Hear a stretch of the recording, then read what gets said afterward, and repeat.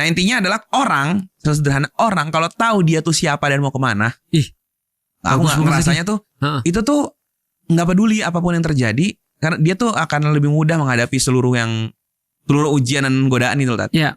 Nah itu yang membuat aku ngerasa semua nabi itu pasti punya, karena dia tuh udah tahu dia siapa, dia mau ngapain. Nah itu ketika ada orang kayak Nabi Muhammad tawarin, nih deh gue kasih kekuasaan, gue kasih ini, dia tuh bisa aja terima. Tapi karena dia tahu diri, konsep dirinya apa dan mau ngapain, nah dia tuh bisa ngerti untuk nolak sesuatu gitu. Itu juga satu alasan kenapa Nabi Muhammad dulu sempat diisukan. Oh itu tuh agama pikiran Muhammad tuh, Islam. Nah kita bisa bilang dia harusnya punya motif untuk menjadikan Islam ini sebagai kekuasaan dia kan. Betul. Tapi dia nggak ngelakuin itu. Bahkan ketika dia udah memimpin jadi pemimpin negara, tidurnya tuh masih ditikar.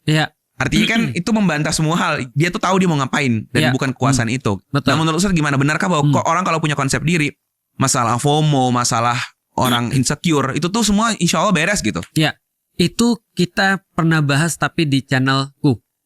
Di dalam podcast yang lain. Oh iya. Tentang kalau ada orang merasa bahwasanya dia punya distraksi, bersyukurlah. Karena berarti dia punya tujuan. Karena bila orang tidak punya tujuan, sebenarnya semua hidupnya adalah distraksi kan gitu kan.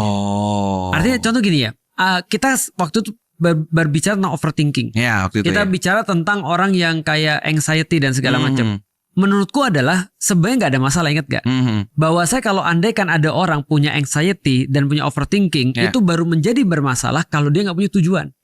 Tapi kalau semua itu sudah ditaruh dan ditata dalam tujuannya dia, sebenarnya overthinking dan anxiety itu sebenarnya bermanfaat.